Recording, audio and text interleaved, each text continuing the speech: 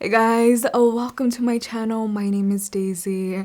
This is the channel where spooky season never ends. It's all year round, honey. So grab your snacks and grab your cobija porque I will be reading my subscribers' spooky stories. So let's just get straight into it.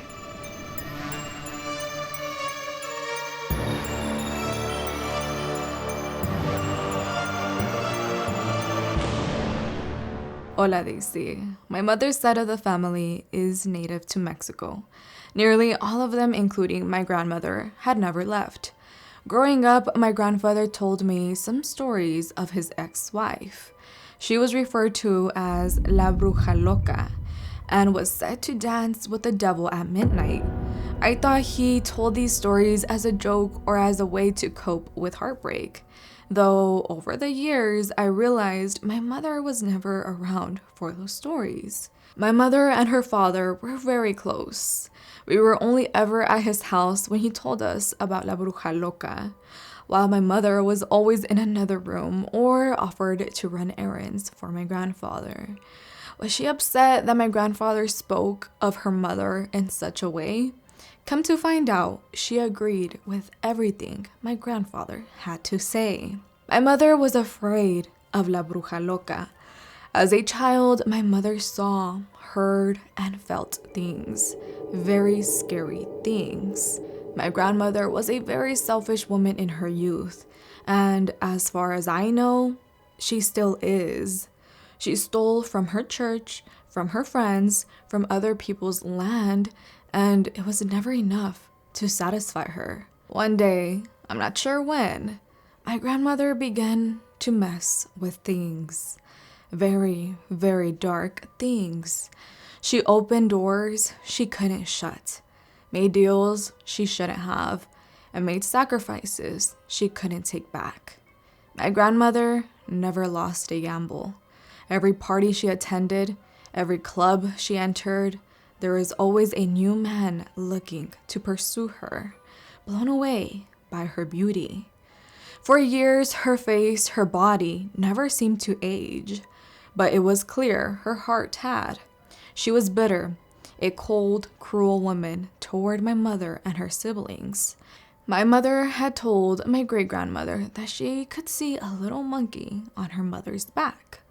A small black monkey that had no movements, had no features, and just hung on the back of her mother's shirt. Eso es un demonio, my great-grandmother would say. My mother was told to not look at it, not to speak of it, and it would go away. My mother forgot about the little monkey and carried on with her days. She spent a majority of the week at church. If she wasn't at church, she spent most of her days at home, praying. One evening, while my great-grandmother slept and my grandmother was nowhere to be found, my mother sat alone in the living room, coloring and playing with her toys when she heard her mother's door open. No one was allowed in that room, and my mother knew for a fact her mother wasn't home. She knew she'd be in trouble if her mother had come to find her door ajar, or if any of her siblings had knocked something over and gotten hurt. She stood close to the door when suddenly the house shook. Then it shook again and again. Thundering footsteps from within her mother's room shook the house, getting closer and closer. My mother was paralyzed by fear. She wanted to yell for her grandmother, but couldn't. She couldn't move, breathe, or speak.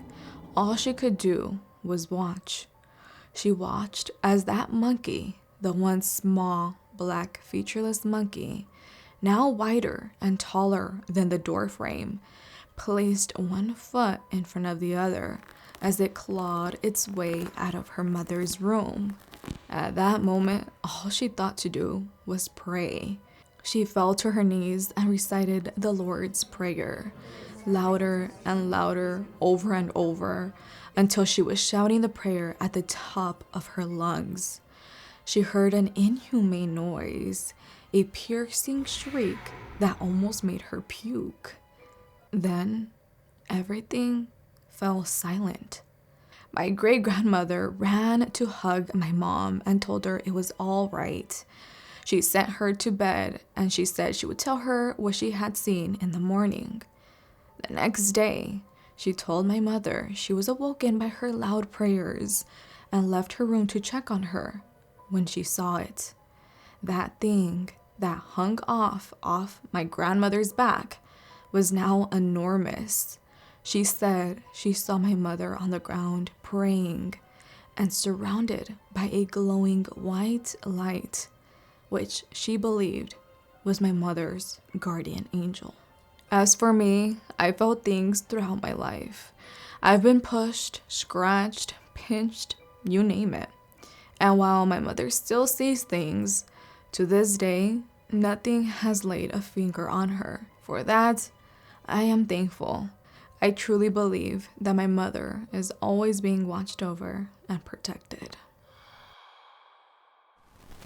Hi Daisy. I had a paranormal encounter one night. It was a typical night. My wife and I brought our dogs to our room for all of us to sleep. In the middle of the night, I woke up as if someone was looking at me. I noticed in the corner of our room a shadowy figure. I couldn't see who or what it was. It was very strange because I felt as if I was in a trance. My dogs and wife were still sleeping and unaware of the figure. At first, I thought it was my mind playing tricks on me, and I tried to ignore it and go back to sleep. For some reason, I opened my eyes, and that figure was now right next to me. I froze, and a chill went up my spine. I was immediately able to tell this was paranormal. I could tell it was a female figure wearing all black, but I couldn't see her face. At first, I thought it was La Santa Muerte, and I started praying El Padre Nuestro, but nothing happened. Then I heard a voice as if it was coming from my head. It said, "Te quiero, mijo," and the figure disappeared. A few days later, my wife and I talked about this experience to a friend of hers who claimed she could see and talk to spirits. She told me to not be afraid, as it was my abuelita watching over me and my family. Doubtful, I questioned it and didn't believe her at first. She began telling me about my childhood, things only my grandma would only know, even the snacks she used to make for me and my brothers. It was then I knew it was her.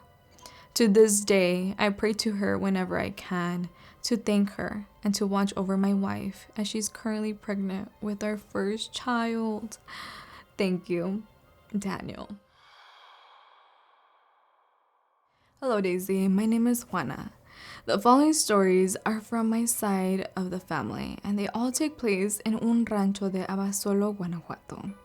It's the late 1960s. My dad was 12, maybe 13 years old. In those times, the rancho had no streetlights. Some houses barely had electricity. As a boy, he would always hear the older kids warning the little ones to be careful walking home at night. Porque se aparece una marrana gigante con sus puerquitos that would block your path, and supposedly that meant it was something evil distracting you or making you go another way, so whatever was lurking in the darkness would take you. Well, he never saw the marrana, but he did see something that even as a skeptic, he was never able to explain himself. As I mentioned, he was 12 or 13, walking home late one night from being with his friends. Now, those that have gone to Mexico know a street or a corner, or at least have seen when there's a blackout, and see how pitch black the streets get. So black, in fact, that the only light guiding you is the moon. Well, this was one of those nights. On his way home, he heard the occasional "Adiós, con cuidado," and of course, "Cuidado con la marrana." My dad shrugged it off and continued on his way. As he was getting near, he said the sky was clear and the moon was bright, full and beautiful. so bright that the moonlight was able to cast his shadow on the concrete walls of the houses. He says he only remembers because it caught his eye. Along his shadow, he also saw that of an enormous dog. He stopped and stared at it, and he can only describe what he saw in the shadow as a Rottweiler. The shadow was massive and as tall as him. My dad was a lanky kid, but he was always tall for his age. He said he didn't look back. Instead, he faced forward and began to walk fast. He claims he wasn't scared. Eye roll. But began to curse at it and told it to leave him alone, that it wasn't allowed to follow him. He got home and didn't bother telling my grandparents. They, especially my abuelito, were non-believers in the paranormal. Now, my dad has experienced things since then, but everything has some sort of explanation. You can never convince him it was paranormal. This next story, my parents were newlyweds. My dad had gone off to work in La Milpa, and my mom was hurrying up doing some chores before she had to leave to take my dad his lonche. They stayed in my abuelito's house. It was small and made out of adobe. As you walked in, there was a decent-sized living room to the right and a tiny kitchen to the left. Straight ahead was a bedroom, and to the right of that was a door that would lead to a bigger room, which was now being used for storage. Back then, my mom would use that room to iron clothes because el burro, the ironing board, would fit perfectly. My abuelito's house had two doors, a wooden screen door and the typical heavy iron door. If the screen door was open, it would squeak, so you'd know someone had entered. From the door to the room was about 10-15 feet. The iron door was open. She loved leaving it open so the fresh air would come in. She was ironing when all of a sudden she heard the screen door open and slam shut. She paused and wondered if it was my dad that had decided to come home and eat instead, when she heard feet shuffling. Not footsteps, shuffling.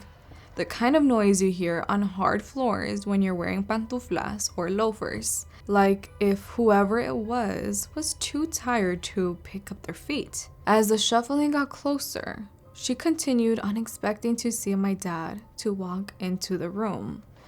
From where she was ironing, she would have been able to see anyone come inside the room.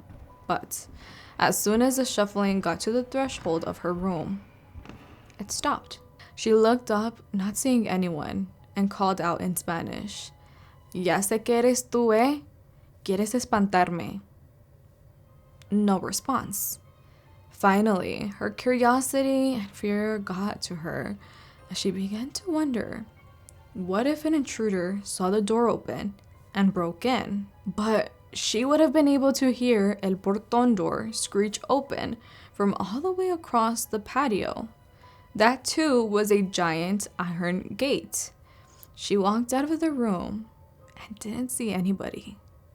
She remembers getting the chills as she went back to the room, unplugged the iron, and said to herself, "Patitas pa que las quiero," grabbed her keys, locked up, and left for my abuelita's house, which wasn't far. My mom is a skeptic, but this is something she can't explain. For this next story, my aunt, my dad's sister, was visiting my abuelitos and helping my abuelita out with some chores. In their kitchen, there was a rectangular window which gave a full view of the patio. As she was going about her business, something caught her eye outside. She looked up and focused towards the direction of where she saw it. It was a small flame. Alarmed and scared, it would spread. She scooped water from el tambo she was using for the dishes and went out as quickly as she could. But by the time she walked outside, it was gone. Not out, gone. There was no smoke, no smell of burning, nothing that would indicate something had caught on fire.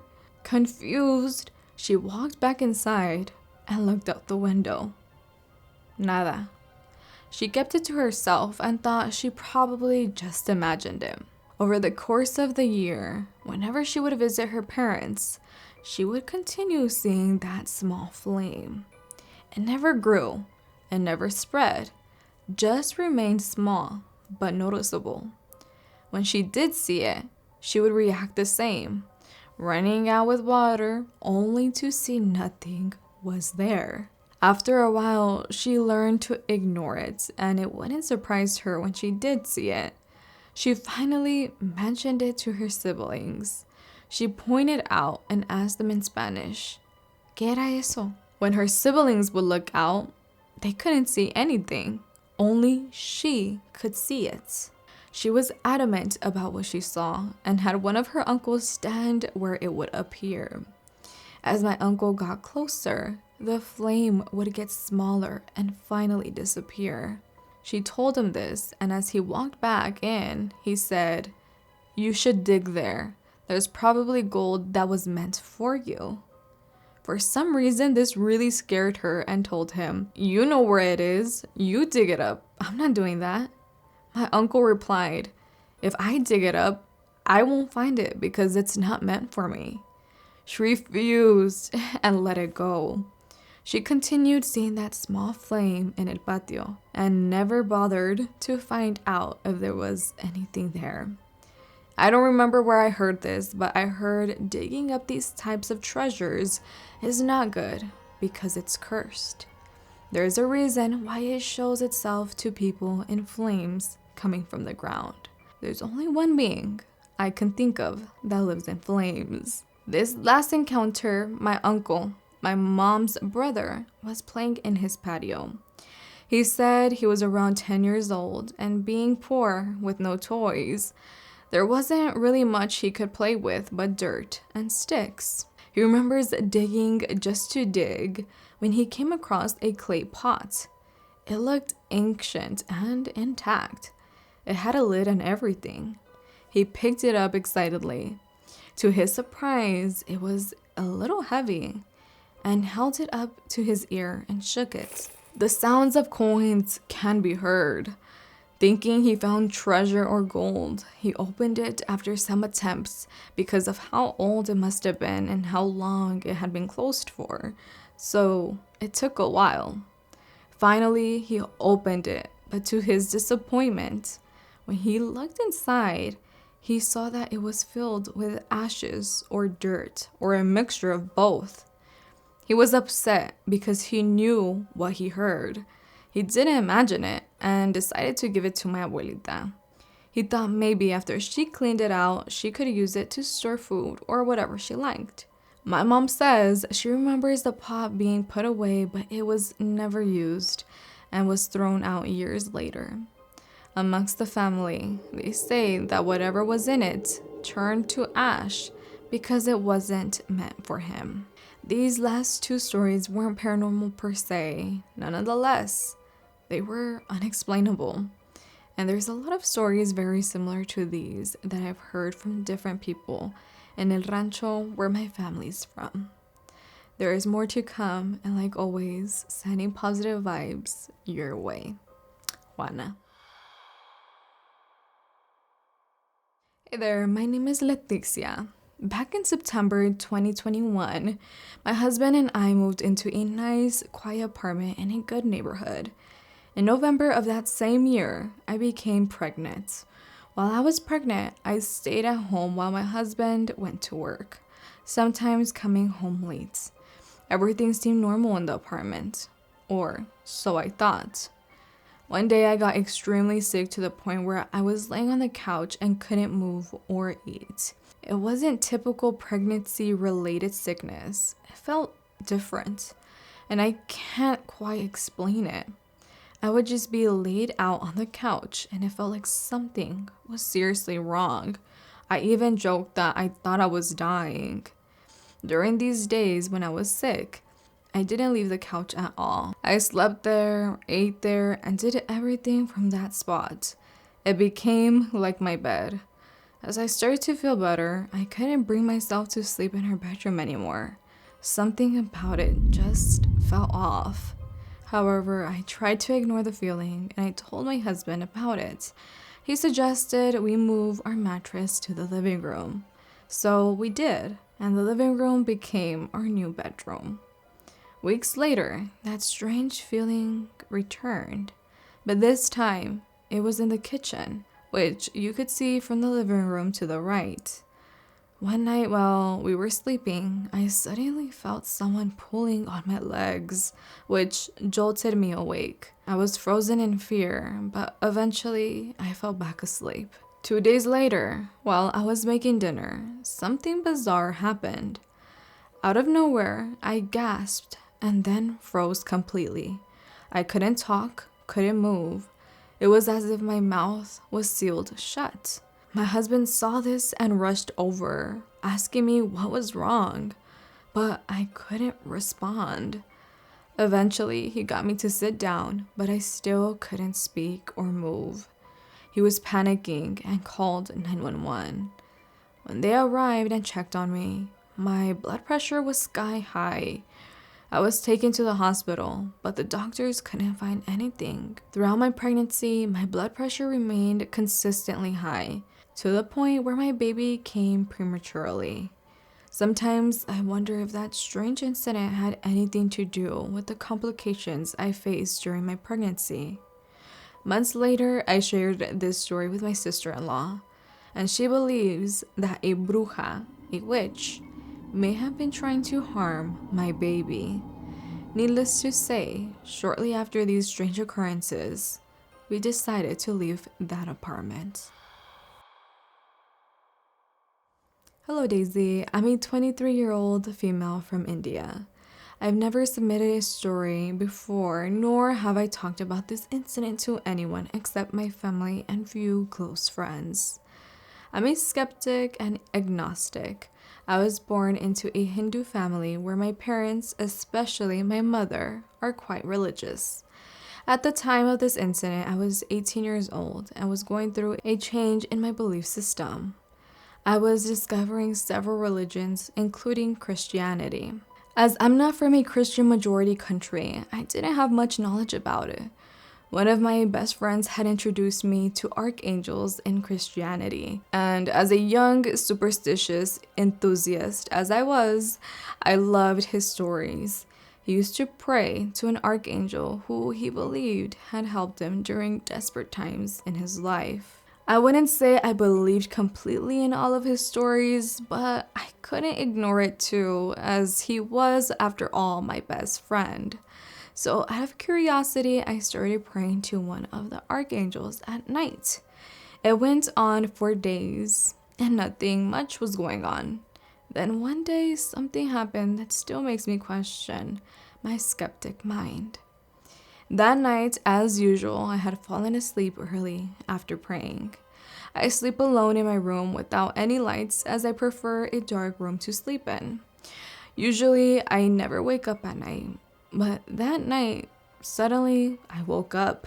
It's like I didn't want to open my eyes, but something urged me to open it. I opened for a brief second and realized my whole room was lightened up by a crimson red light. As I was already relatively sleepy, I wasn't sure if what I was seeing was real or not.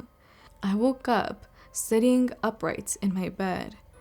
I could clearly see the red light. I was confused as to where it could come from, and before I noticed, after a few seconds, it just faded out, letting the darkness take over. At this point, I had woken up completely, and I knew what I saw. It was 4:11 in the morning. I called out for my mother, and as she woke up, she came running to my room. I told her everything, still couldn't figure out what that meant. I researched a bit and found out red in an angelical term may mean danger or joy. Still not sure what to think of that. I told my parents just to be cautious and be safe during the next few days. My dad had to travel the next day to a nearby town to meet his client. And so, as usual, he left in the morning. I warned him about the signs, and even though he didn't believe in it, I asked him to be cautious. I had school that day, so I went out as usual. I was a bit extra observant that day in case something was up. I went back home that afternoon after school, and nothing much happened. As soon as I reached home, my mom opened the door while still in tears. She said my dad had an accident. Luckily for my dad, it was not a major accident, but he still had some minor fractures and had to be in bed rest for 2 weeks. After coming back home from the hospital visit, my dad recounted that day to us. He said he was trying to overtake a truck when suddenly, from nowhere, another car had come in front of his car, and in order to avoid hitting it, he hit the nearby tree leading to a downhill. For context, my dad is a very experienced driver with at least 25 years since driving. Even though he's always cautious on the road, that day, due to my warning, he unconsciously paid more attention, but he still couldn't understand where that car came from in the front. Fast forward to 2 to 3 years since that incident. I still have mixed feelings about it. This and other experiences have influenced my belief system a lot. I'm still a skeptic by heart, but I do acknowledge the existence of bad and good spiritual beings. I've had many experiences since then, but this experience still always gets to me every time I think about it, as I wonder if it was just a sad coincidence, or did I encounter good and evil at the same time. Love, Tanu. So I know this is not the outro you guys were expecting, but I forgot to do it, guys.